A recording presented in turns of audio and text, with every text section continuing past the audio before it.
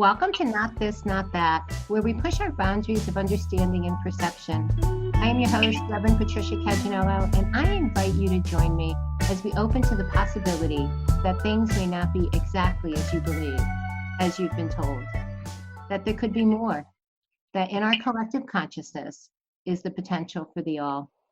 You can find Not This, Not That on sacredstoriesmedia.com and on iTunes and all streaming services on the Sacred Stories podcast.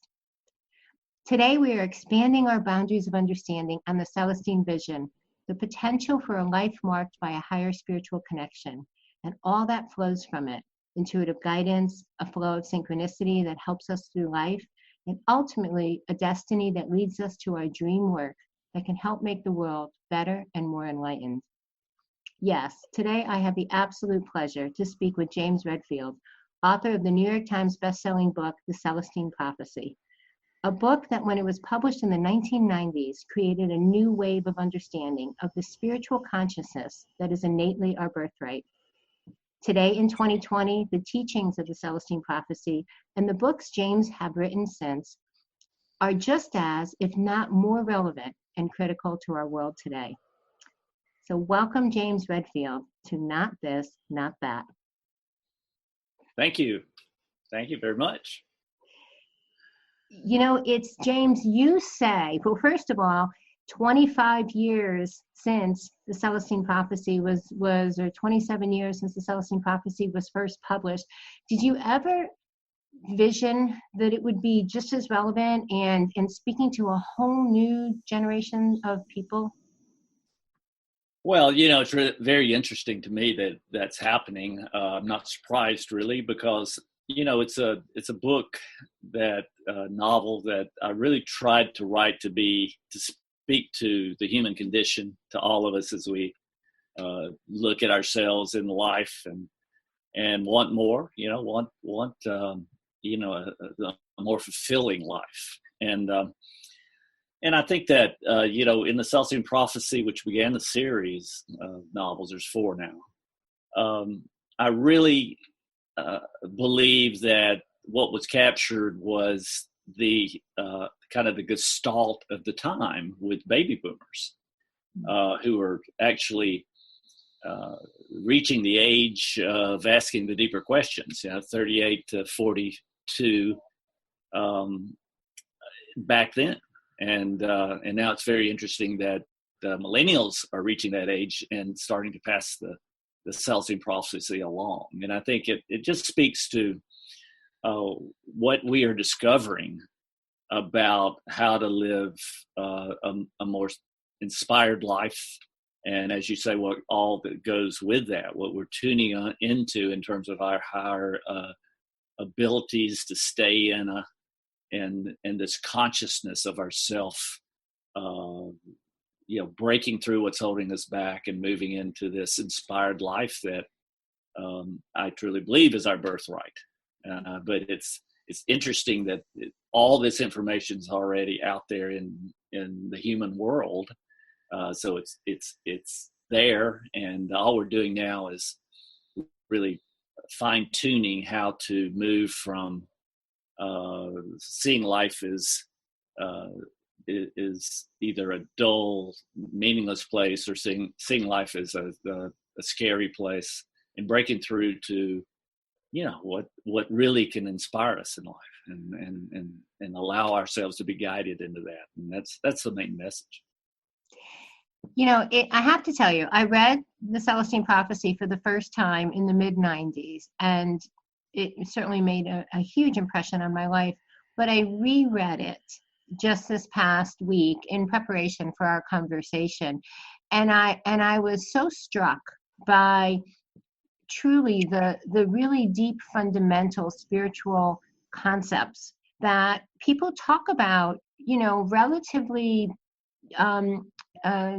easily today, but that were groundbreaking in the 90s. But even though people were talking about them, they're so fundamental, and you explain them through the story in such a way that I think it takes it to a whole other level. One of the actual insights, you know, and I know we'll go into more depth on the insights in future interviews, but one of the insights, I believe it's the 8th insight, really speaks about not only the embodying of the energy within ourselves, but the sharing with others in a way that really is of a high consciousness. And James, I just want you to know that that's already positively impacted my life in the last week since I've kind of reconnected with that insight and that way of being at a different level. Well, it's interesting because all the insights give us a boost in inspiration energy, right? So we begin to feel the energy within us. That's our natural connection with the divine in the world.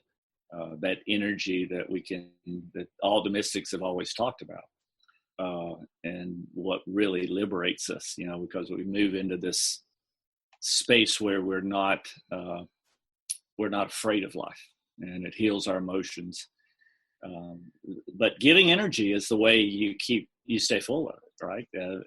When you, as soon as you can feel the energy of a centered consciousness, you're centered in your journey in life, then it's very easy to just imagine when we talk to another person of that energy filling them, and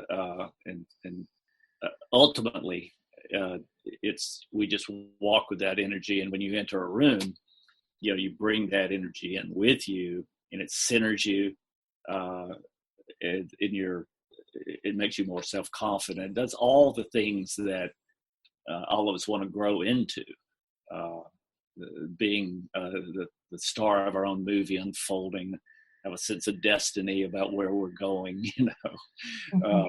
Those are the all in the Celestine Prophecy, and in the subsequent novels. So it's very fun now to see this, seeing this, what can only be described as a rising consciousness in the world. And that's why I'm out here talking about it more. We've released a new edition of the Celestine Prophecy that has a long afterword by me on staying awake.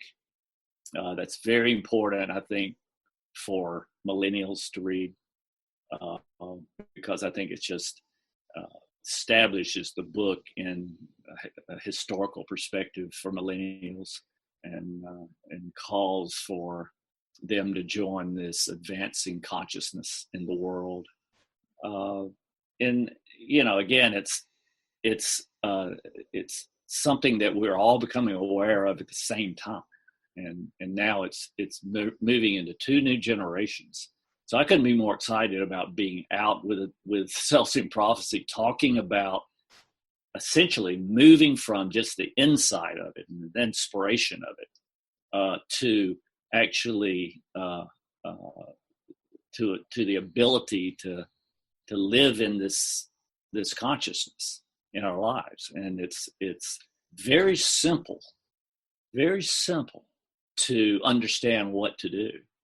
It's a little harder to change our reaction patterns in the world so that we can these abilities to live this way of life, this consciousness, can emerge.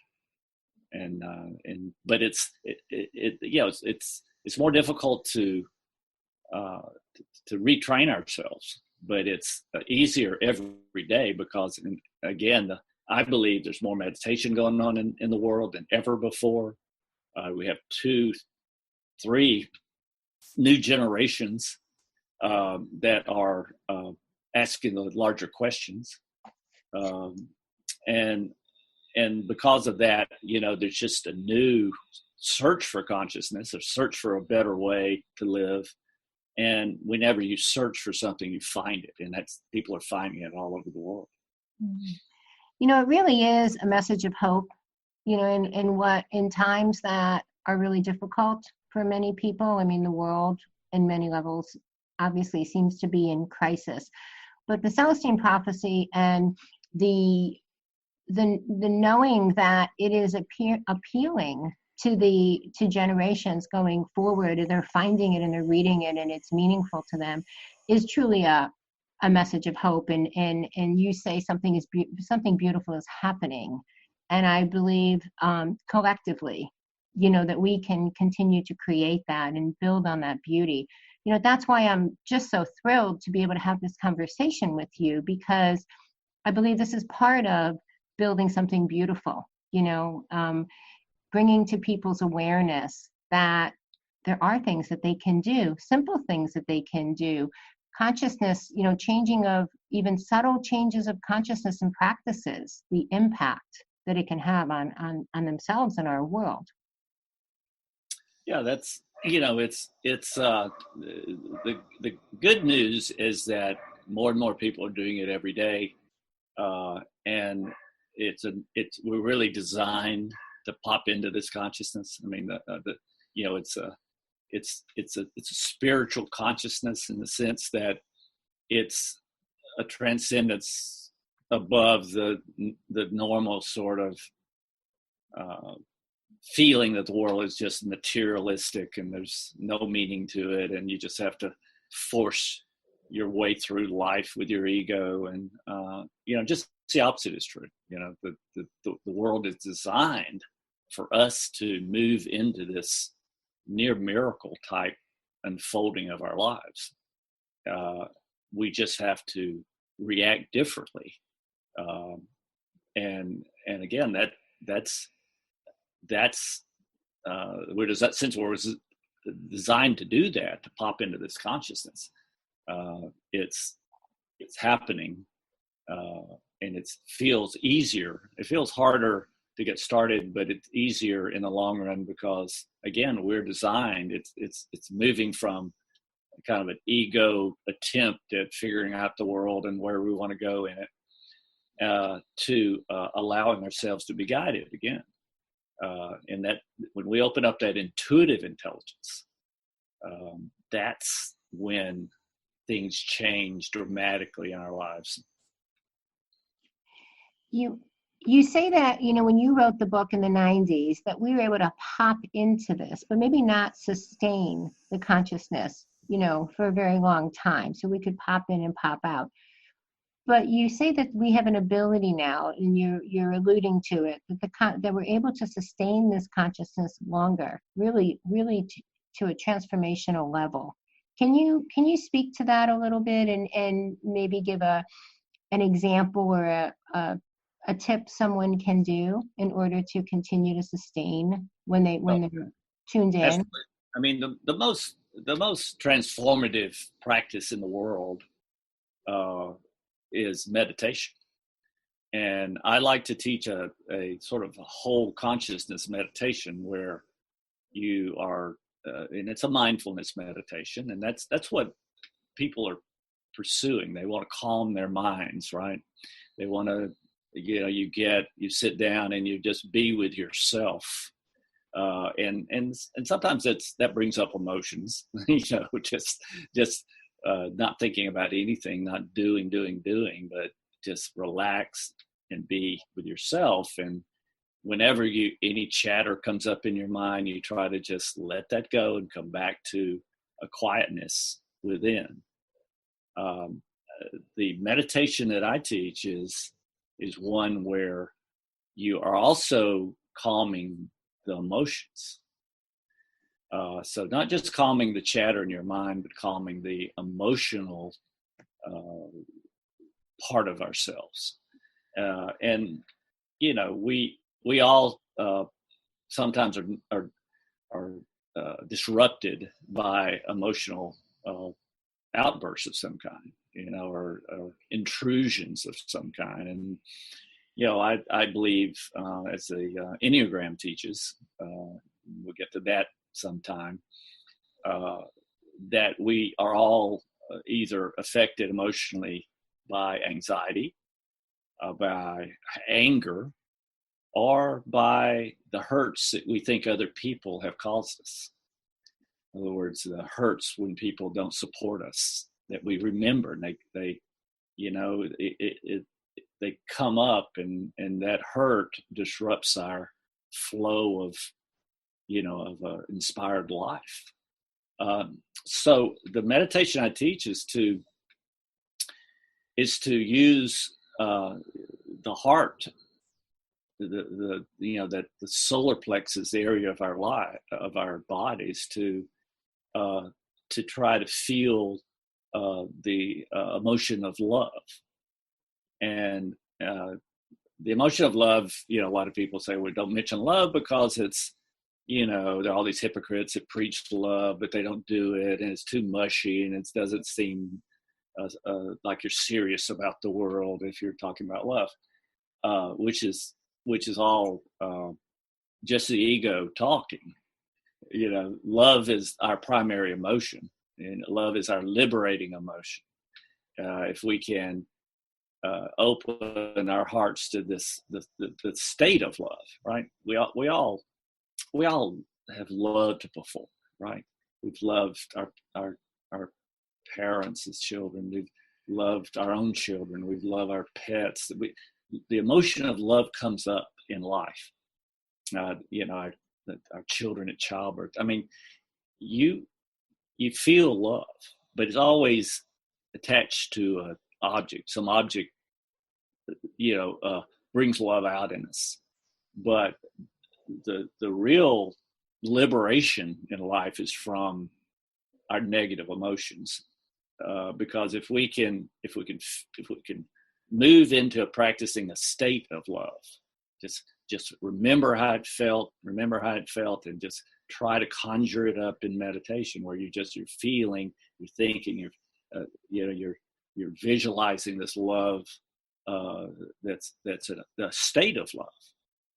And what happens in that meditation is that you try to catch any other emotion besides love coming into your feeling, solar plexus area, and just let it go and come back to love. And what you practice is being in that state of love longer and longer. And over time, that transfers, like any meditation, that transfers to your everyday life, when you're out there and you consciously walk a path where you have this agape love as your natural, most transcendent emotion. And then when another negative emotion comes in and slams us, knocks us out of our flow, it's easier and easier to let it go and to move back to that space where you're practicing this agape love.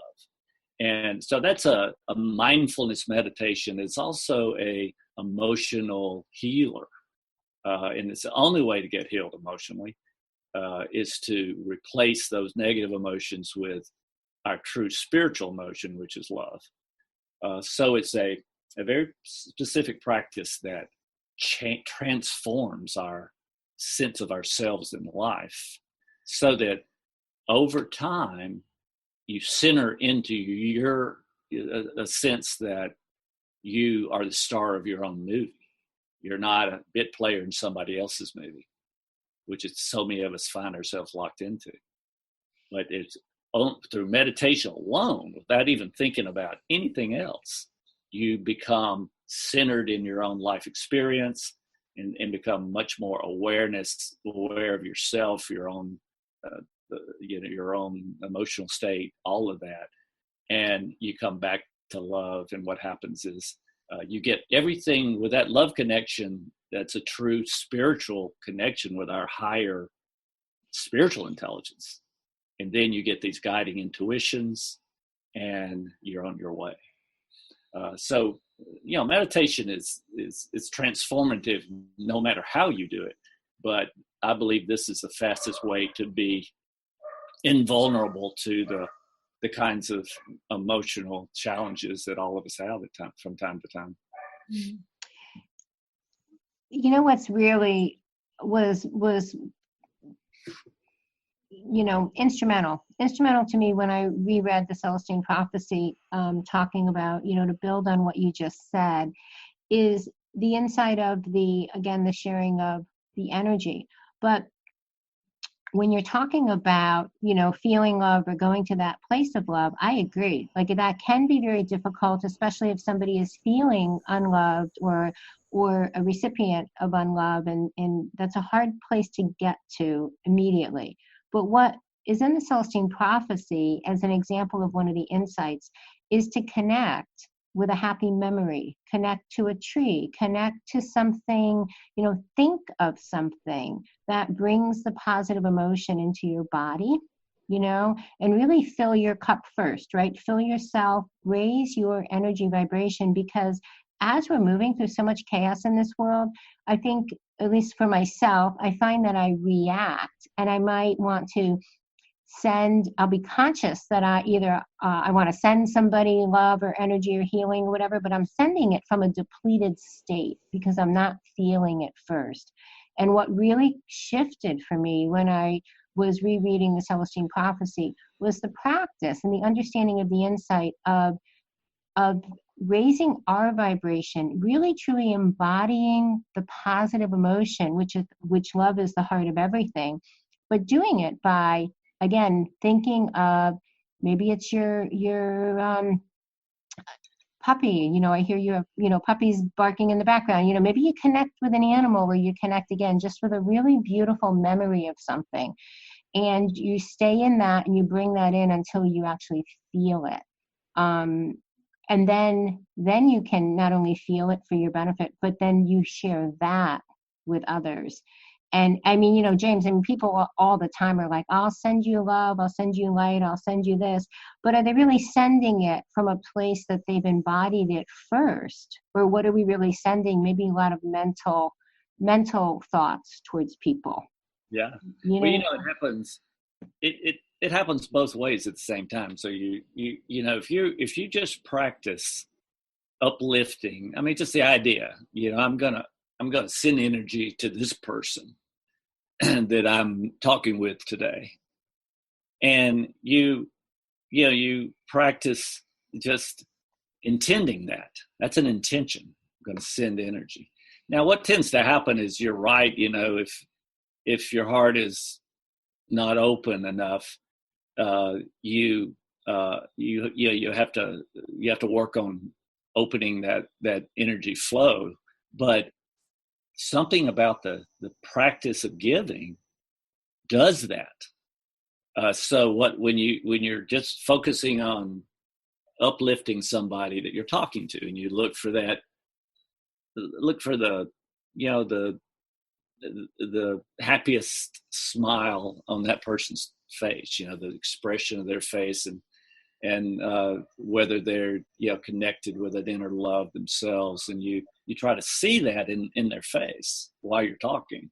Sometimes they will just move into that, and then suddenly their face will be animated in a way that that they're being uplifted into this consciousness that we're all seeking to build.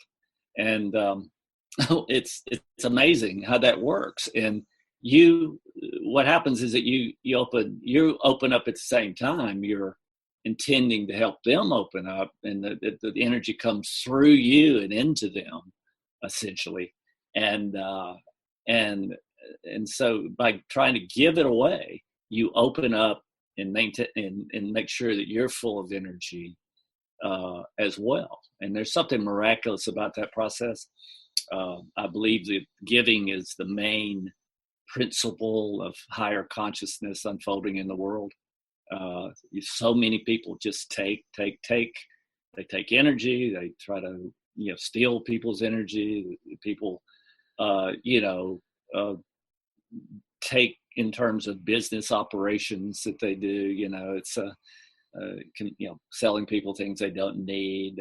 All the negative kinds of things we see out there in the world is taking.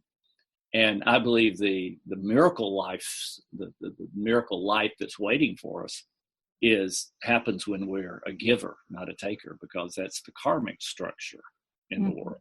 We can talk about it at length if you want to. No, absolutely. And it's so subtle, the difference, but I have to say, since I've been practicing, literally just this week, embodying the feeling of love or joy or hope that I want to share with someone. I think a lot of times, we react as parents or friends or, just people in the world, we react out of concern or worry for others, and we want to help them, right? So since I have stopped, since rereading the Celestine Prophecy, and before I just try to send someone some positive thinking, I actually embody it. I wait until I can connect with a memory or a thought or an object or something that I'm literally feeling in my body, and I feel different, and I'm filled with the love or the hope or the joy that I want to send to them, or the peace, and then I send it.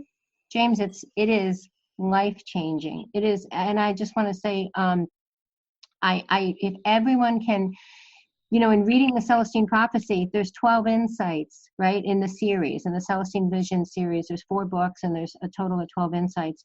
I mean, each one of them is life changing. This one in particular, I have to say, just in this past week, has changed my life, and anyone who's listening, like, if that can just multiply out, it can change the world. I believe that, and I thank you for sharing it, writing it, and speaking on it for these past decades. Well, it's all my pleasure, I assure you. And it's also very exciting right now, because this is the time where consciousness has raised to a point where all these abilities to stay in this consciousness and expand them in all the ways that we can integrate, we're able to feel guided and feel creative and really become an influence in the world, and that's what you're describing. The last book in the series is the 12th insight, which is really the insight of integrating all this into your lifestyle. Right? It's like learning to ski. You have to do the work to be able to balance everything together and understand all the principles involved. But what you do, you have that, and that's when life really changes, where we're literally protected.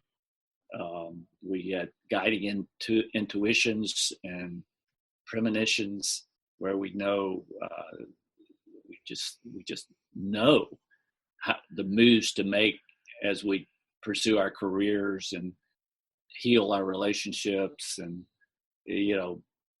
make and give energy, as you suggest, because this is a consciousness that's unfolding. And I always like to say, it's not a war between the corruption that we see everywhere and those of us who are attempting to stay in consciousness. It's not a war. I mean, as soon as you start yelling at some politician on the television, you're actually joining the dark side, right? And that's not where all the fun is. The fun and fulfillment is in staying on the love path, and that is contagious to everybody who's not. So when we're giving this energy out, and it literally looks charismatic to people who haven't joined that consciousness yet.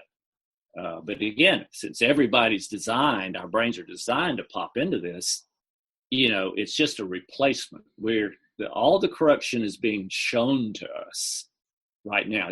In fact, the corrupt participants are revealing it all to us because they can't remember that they're supposed to be hiding it anymore, right? and it's all that's being revealed to us by this consciousness that's rising. Everybody, even those who are participating in some of the most harmful activities on the planet, their consciousness is being raised by a contagion with the one mind that's humanity. They sense this consciousness, but they they haven't come over to the light side yet, but that's okay. So we can look at it historically as well. This is just a replacement happening, and so in that sense, the light gets stronger and the darkness fades. And to some degree, we might say they become more desperate, but it's not a war. We have to just stay in this consciousness that we're describing now, give energy automatically, and follow our path, and we're led to our best contribution in the world. You had mentioned that the ability to stay in this energy and tap into this consciousness for extended periods of time is easier today than in the 90s. And do you believe that is because, it's kind of the chicken or the egg, right? Is that possible because more people are opening to it, and so we're creating the consciousness that we, collectively?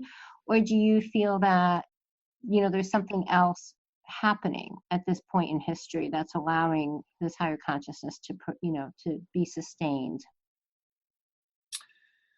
Well, I just think it's been happening since the first native peoples stared at the stars. I mean, this whole human journey has been one of becoming more and more unified across different cultures and ethnic groups and every other division. We're reaching a greater unity. Even at the time where you can think, well, that's not what I watch on the corporate news, but of course you're not going to see it there. This is something that's happening at the grassroots level. So consciousness has grown, and it's still growing, and we've made, I think, a major leap around 2012, and it's now very much the side of the consciousness that we're talking about is emerging to a point now where everything goes up in terms of our creative power. Intentions, prayer type intentions, work faster and better. We are more clear about the mission we have to do in the world that gives us the most self-fulfillment. We're getting more clear about the impact we have on other people, so that when we realize we can give energy, and it helps us stay full of this. And it's consciousness energy. It's the energy that we feel when we're moving upward in consciousness. And I call it inspiration energy, but it's really then the more meditation we do, the more we're in touch with our guiding intuitions, and because that's our intuitive intelligence that we're opening up to, right? So we become more self-confident. We become more clear about what we want to create in our lives. We realize how to stay out of power struggles. That's one of the abilities that we're reaching. So it all works together, and because intention is so strong, we can become really kind of super creative in a way that seems way beyond what was possible in the 1990s, or just a few decades, one decade ago. It's something that we can perceive, and what's important though is for the to realize this is a generation by generation progression. So we have two new generations coming on board now. It's important to realize how the ages beginning with 38 through 45 are for people. Each generation has to go through that, and there's an astrological conjunction that is just one way of interpreting it. But the way it feels is that, you're at 38 to 42, you're probably in a relationship. If you usually have kids, you've mastered all that to a certain degree, although you feel frustrated by how much time it takes just to get things done in life. And so somewhere around 38 to 42, we start to ask the bigger question: what do I really want to do with my life? And that is the opening question. So every generation, as I said before, opens at this time. And so we have all the millennials, and millennials and their children are already the majority population on the planet. So we have the millennials going through this big asking, wanting more out of life, and then you have their older children are facing college or in college, and they're asking the big question: what do I want to do? How do I get educated without getting all in debt? How do I want to live my lifestyle? What's that going to be? How do I get, move from this virtual reality game playing, to realizing that the world is also a reality that we can transform for ourselves, and become highly creative and joyful in that. So anyway, you see the greater momentum in the world, despite what the corporate news tries to tell you is real, is one of people moving into a very, very positive space. And I would say 90% of the population already is in a kind of more connected love space. Most people in the world love their children, want the best for their children. They love other people's children. They want the best for their communities.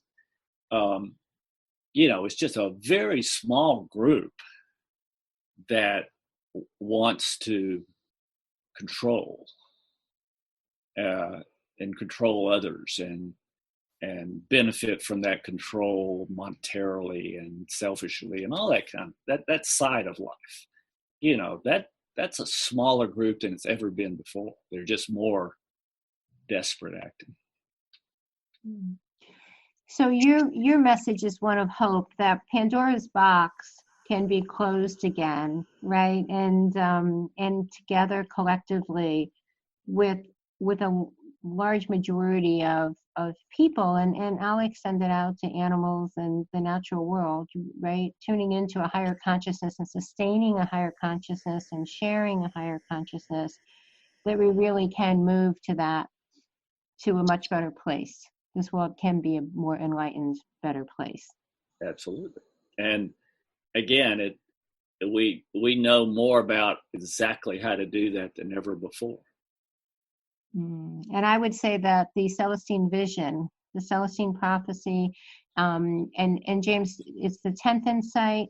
It is the 12th insight, and it's the messages from Shambhala. Secrets of Shambhala. The secrets of Shambhala. Thank you. I apologize. It's important to talk about when these books arrived, because I knew that the first 9 insights that I was talking about, this leaps in awareness and consciousness, I knew they were already out in the world, being passed around contagiously. But I didn't know, and the Celestine Prophecy, of course, was a pass along book talking about all that, and became the best-selling book in the world for 2 years. So it dramatically was cheered on by a whole large group of baby boomers, right? And but my publisher said, well, you got to have another novel. What are you writing about? And I said, well, this is not just novels I'm putting out. I'm trying to describe these revelations that are already in the world about how to live at a greater consciousness. Now, they said, well, what about a 10th insight? You gotta, and I said, I don't even know if there is a 10th. But the more I looked, and over time, I realized another insight was happening in the humanity at large. And that was when we discovered that the afterlife is a real place. In other words, humanity had, because of the denial of death altogether, they also denied any real notion of heaven, right? I mean, many religions talk about it, but it was more in an intellectual sphere, not something that we could really imagine. We didn't want to imagine going there, because that we had to then look at our mortality, and back then people didn't want to do that. But now, what happened was we started getting all this information from the people who had experienced near-death experiences. Right? They had died for a little while, and then were resuscitated and came back and told their stories about going to this afterlife that was a rich cultural place where souls were acting and growing and helping with what's going on over in the earthly plane, right? And I realized, hey, that's a revelation. We can feel better about our mortality by thinking, well, yeah, this is a normal thing. We come from this afterlife place, and we come here on a mission, and then we go back there, right? And so this was this was happening, somewhere in the around 98, and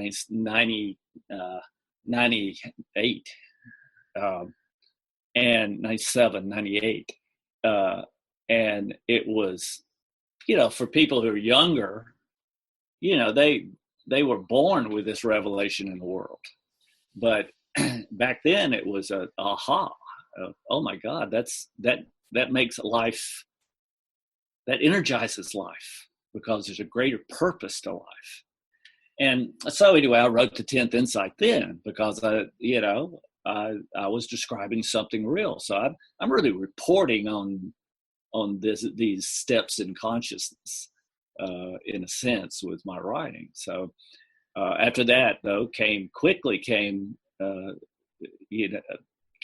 11th Insight, which was the book, The Secret of Shambhala, because it was about a new aha, a new revelation. And that was that prayer really works. Intention power really works. So we're not only just receiving guidance in this world spiritually, but we have the ability to, once we're trying to create something in harmony with that guidance, we can set really important intentions in everything that we do. And that is something that is still ready to manifest even more of, because only a small number of people at this point are really setting intentions for every part of their life creations, because as more people meditate, consciousness goes up, we're more powerful from that creative point of view. But you have to set intentions in a certain way, which is what that book was about.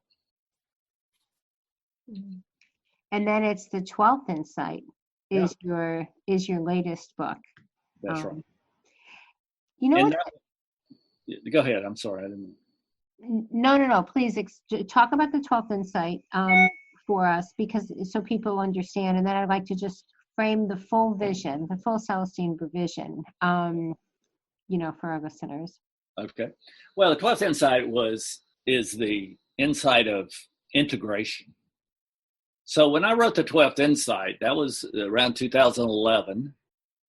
So I was sure that this integration was beginning to take place, which meant we were moving from just insight, just the idea of what we could do in life, and the idea about this fulfilling life we could step into with guidance and synchronicities and all the rest.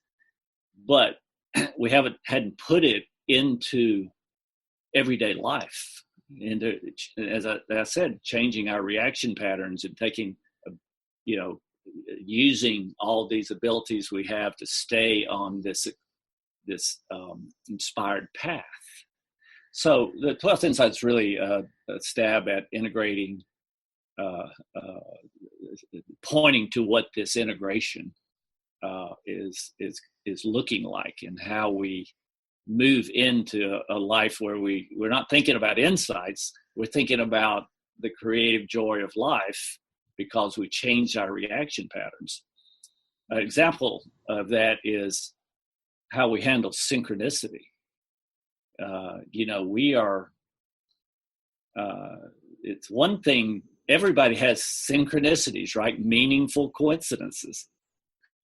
And that's really the engine that creates this high creativity and solves problems quickly. We have a mysterious coincidence, which gives us just the information we need to solve a problem, or to open up an opportunity to change careers, or manifest a business, helping oriented business on our to bring in income. We all this, we just have to integrate it all, right? So in synchronicity, we have to pursue the meaning of the synchronicity, right? That's the ability we have. So for instance, if you go into a shopping mall, say, and you see, people going in the entrance near you at that same time, and then you maybe you go into a clothing store and shop, and you look over, and there's one of those, there's the same person that came in when you did, shopping across the table on the other side of you. Again, you see them twice. And then maybe, and this has happened to everybody, you see maybe that person a third time. But when you start seeing the people, then what's the synchronicity of that? The meaning of the synchronicity is not to go home and tell your significant other that you saw a person 3 times. That was interesting. Well, that's not the meaning of the synchronicity. The meaning of the synchronicity is that you have something to share with that person, and they have a message for you. You have a message for them. Now, but to get to it, you have to be bold and explore. You have to figure out a way to strike up a conversation with that person out of the blue. And in some areas are easier to do that in than others. If you try to do that in some place like Hollywood, it's hard to do, because they're more skeptical of people, because there's so many, what would you say, predatory people there. But when out in the country, no matter where it is, it's a lot easier to do that, strike up a conversation. But wherever we are, we have to learn to strike up conversations. So that's an ability that we can learn, and so that we pursue any of these synchronicities that happen at the deeper level, and then we get more. That the opportunity there is, we become aware of it in a larger way. So once you start to do that, then you you probe until you get the higher meaning of one of these synchronicities, and it always is a step forward on the path that you ultimately realize is a path to some mission that you're in the world to perform. It doesn't mean that it has nothing to do with being famous, but it's some way of helping in the world that will be uniquely yours. It's just so beautiful the way that you've shared these insights, whether it is the energy of inspiration, the synchronicities, the coincidences. Everyone today says nothing's a coincidence, but I believe much of that came from the Celestine Prophecy early in the 90s and this beginning of this series.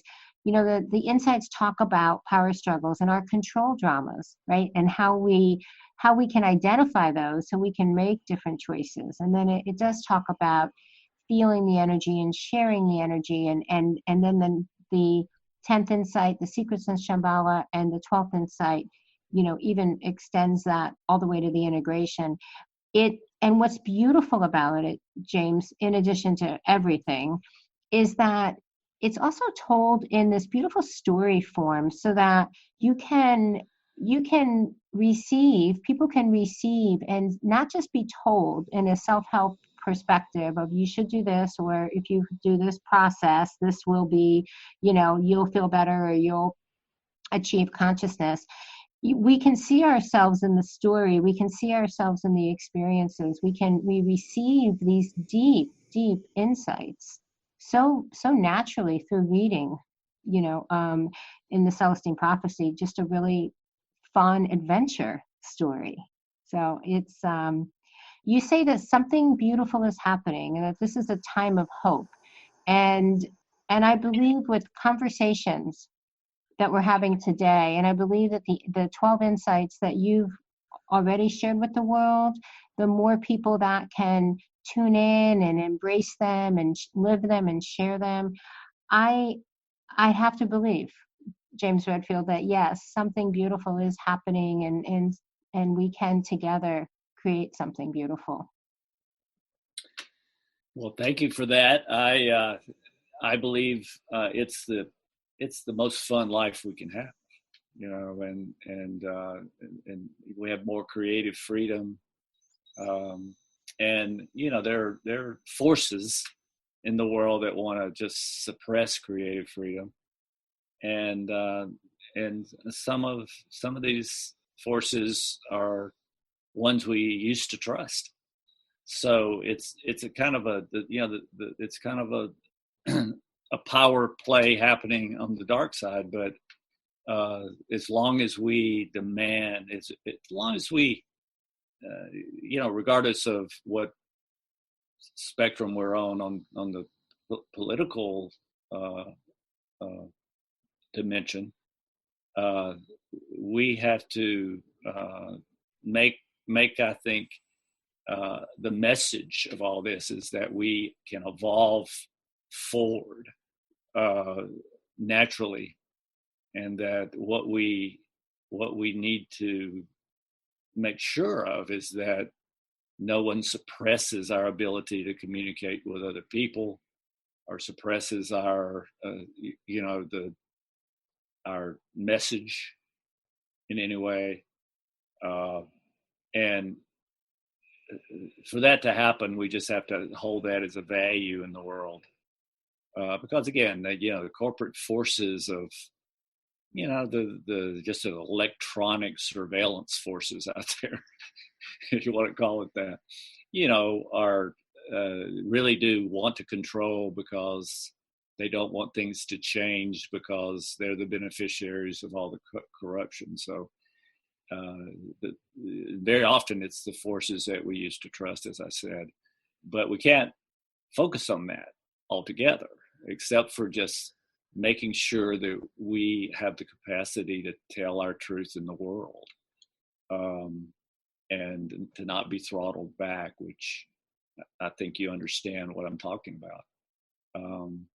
Just make sure we stay creatively free.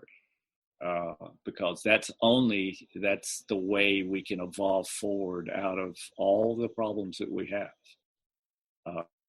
Is if the people who can come up with creative solutions are not controlled so much they can't actualize these solutions. Mm-hmm. So, that's the only that's not a battle. That's just an urgence to move into this consciousness and to kind of live it out loud. I think it's also a responsibility that we all have, and I'll invite, everyone listening and everyone that will listen in the future, that this is a responsibility, and it is something that we can do. So when we feel we may be powerless, and when we feel we may only be one person, that really truly isn't true, that we're not powerless. And consciousness is the superpower. I really do believe that. And building together, growing together, sharing and staying in the higher consciousness together, exponentially will create real positive change. You've been listening to James Redfield, author of the Celestine Prophecy, The 10th Insight, Secrets of Shambhala, and his latest book, The 12th Insight, talk about this beautiful, you talk about actually documenting what you see is happening in the world through these books.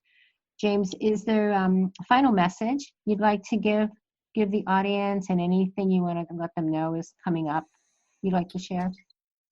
Well, I'd like to see this new edition of Celestine Prophecy be passed along. I think the afterward is very, very important to get in, especially in the hands of college students, for instance.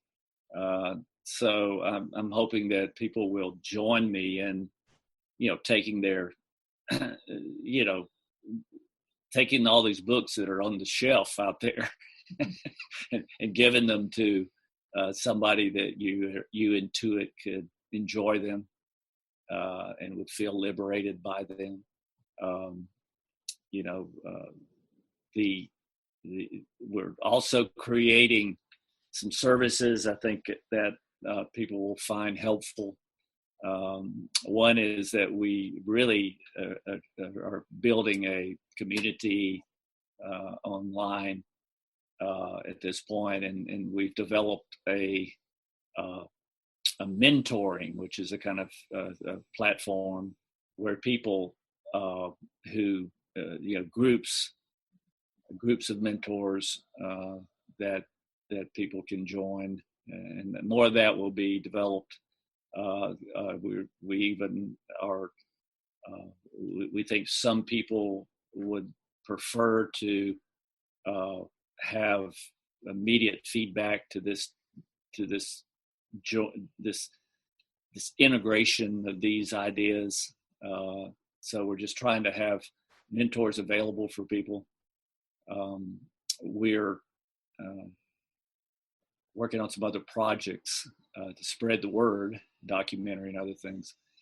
But the more we can talk to each other or give them one of the books, if we could just give college students, if everybody who had the Celestine Prophecy on their bookshelf would just give it away to someone going to college or a young person in any capacity, and it's once you have that intention, synchronicities will occur to who you're supposed to give that book to. And so we're trying to just encourage to pass along of the Celestine Prophecy again out there, and that just makes this the talk that we'll do about in the workshops I do. Now I'm doing workshops every month somewhere. So we'll be in Sedona, for instance, in April. We'll be in Paris in May. So we're hopping around to deliver kind of a longer workshop on these ideas in terms of how do we integrate them. And I know you wanted to talk about what it looks like. What does this integrated integration looks like. And I can just say, in just a few moments, it's very simple. It's waking up every morning with a set of questions in our minds of what we need to know, what's the problem we need a solution for, what's a development we need in our projects that we are trying to develop, or our careers within any place in the world. Where do we want to go? How do we get there? And there's something about having questions in the morning that we can start to first listen for our intuitive hunches and feelings about that. We'll get visions of ourselves doing something out of the blue.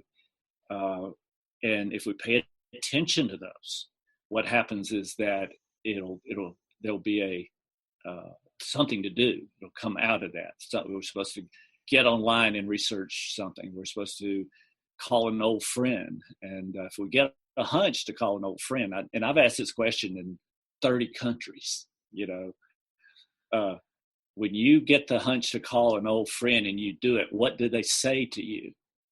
Mm-hmm. And we all know the answer, right? They say, I was just thinking about you. Mm-hmm. Absolutely. Mm-hmm. So that's the kind of guidance that is our birthright to have in this world. But we have to act on that reverie, or that little daydream where it showed, we saw ourselves doing something, we feel inspired by it. And so try to do it. Call that old friend, do that research. And what happens when we follow our guidance like that? What happens is we put ourselves in a place that have these remarkable synchronicities that open up opportunities for the next step in our journey. Mm-hmm. And that over time clarifies that guidance clarifies what we're really here to do, what our souls want to manifest and contribute and give. And then you amplify that as you walk out the door, to do something. And you always are looking for that synchronicity, right? But you also want to be a synchronicity for other people. So at the same time, we're getting guidance to go somewhere and do something, waiting on a synchronicity, but we have to do equal time there. If we're there and a person comes into our lives and we have a synchronicity they give us, that's beautiful. But we also have to use our intuition to think, how can what information from my experience does this other person need, right? And then you blurt it out. And so many times, people have said to me, I don't know why I'm telling you this, but there it is. And they say it, and it's something that I needed to hear at that moment, right? So here you can get a vision of way this world is designed to work, right? Humans haven't even tried it yet fully. But if we get into this zone where we're allowing ourselves to be guided so that we provide synchronicities for other people, at the same time they provide synchronicities for us, you see how it's all the evolution of humanity would come into greater coordination and consciousness. That's what it's supposed to look like. But we have to move past all that's holding us back. Meditation, heal our heart, learn to be bold in pursuing synchronicities, and without a doubt, listen to your intuitive guidance, because it's gonna make more synchronicities happen. Mm-hmm. So that's the big picture of where we're going with this consciousness, and we each have to find our way to step in to this creative flow of life, because it's our birthright. It's the way the universe is designed to operate for us, to help us manifest what we came here to do. So that's the big picture. It's a lot more fun too, right, James? So that way of living is joyful. That's right. And the more we and remember, it's a karmic design. If you're a taker, you draw more takers into your life, and they mislead you the way you mislead people, and your life goes slow. And that's the unconscious part that even conscious people will fall into, is taking energy from others in power struggles. And so that's a big part of letting go to any taking, because again, it's karmic. If you're a giver, you're always looking to give synchronicities. You're always looking to give somebody something in every interaction. Then what happens is that you begin to draw other givers to you. And then synchronicity and the unfoldment of your dream takes place much faster. James Redfield, thank you for being with us today, and sharing the insights and your vision. You're from the Celestine Prophecy and the Celestine Vision. My pleasure. Thank you for the opportunity. And listeners, I have to say, honest to God, if you have not read the Celestine Prophecy, read it and then pass it on. There's a reason that it spent 2 years on the New York Times bestsellers list.